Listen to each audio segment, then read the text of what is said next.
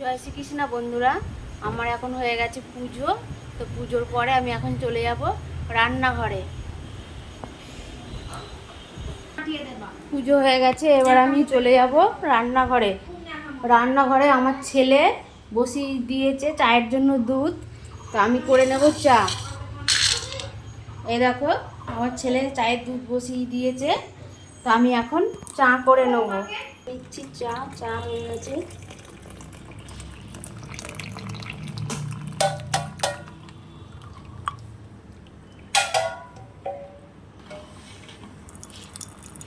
ফোনটা সব লাগছে চাগুলো ছিটকে।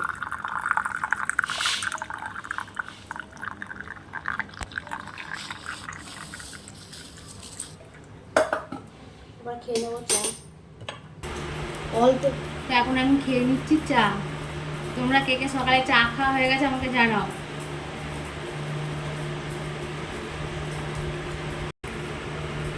যদি ভিডিওটা ভালো লেগে থাকে লাইক, কমেন্ট, শেয়ার, সাবস্ক্রাইব করে দেবে।